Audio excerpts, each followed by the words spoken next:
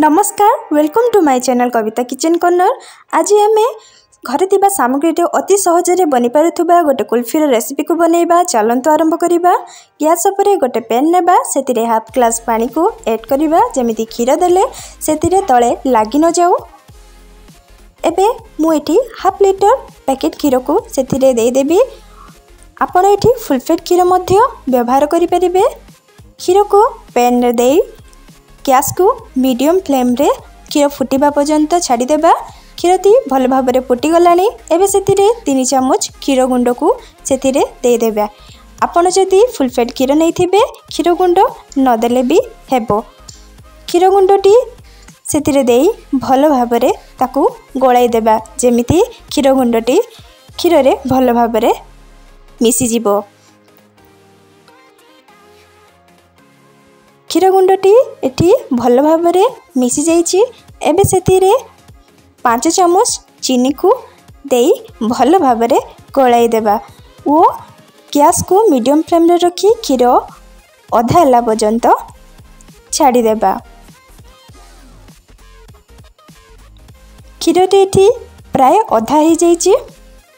एबे 1 चामच कॉर्नफ्लोर को नहीं 3 ରୁ 4 चामच सेतिरे पानी मिसाई गोटे मिक्सचर रेडी करिबा।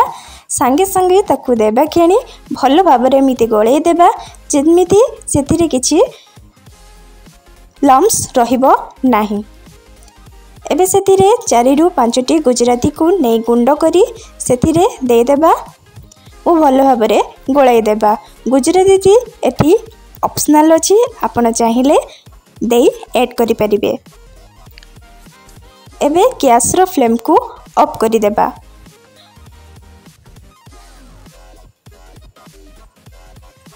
देखंतु मिक्सचर रो एतिकी बहलिया हेबा दरकार, आठु अधिक बहलिया करिवे नाही। एहाको ठंडा बा पई छाडी देबा। मिक्सचर टी एटी संपूर्ण रूपे ठंडा ही जाइछि। ताकू मोल्ड देई सेट हेबा पई छाडी देबा। मु एठी कुल्फी सेट करिबा पई पेपर कप नहीं। पेपर कप गुड़ी को मार्केट रे सहजरे अवेलेबल अछि। पेपर कप रे से मिक्सचर टी को देई देबा एवं प्लास्टिक रो एमिति कवर नहीं ता मझी रे गोटे कट करि नेबा। कवर टी को कप उपरे दे देबा।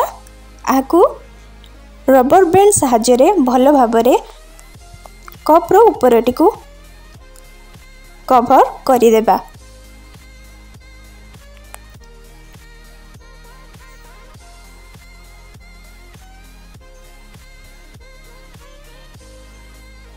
ता ऊपर जो कट करथिले सेथिरे गोटे स्टिक देई देबा। एई प्रोसेस रे सबुतक कुल्फी को रेडी करि नबा। मु सबुतक कुल्फी को एटी रेडी करि नेछि। एहा को गोटे राती रेफ्रिजरेटर रे रखी देबा। देखंतु कुल्फीटी गोटे राती एटी रेफ्रिजरेटर रे रही गला परे केमिति सेट हे जाइछि।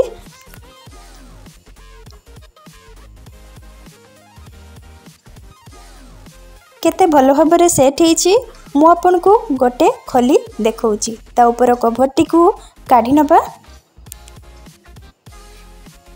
देखंतु ता ऊपर केते सुंदर भाव में एटी सेट हेछि।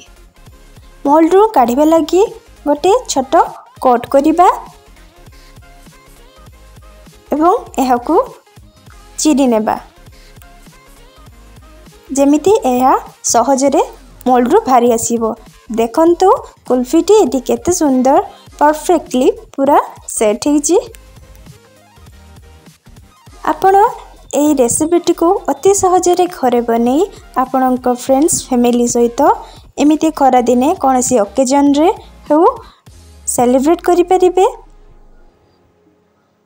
जदि आपन को मो वीडियो भल लागुची तेबे मो वीडियो को लाइक शेयर सब्सक्राइब एवं कमेंट करंतु। Thank you for watching.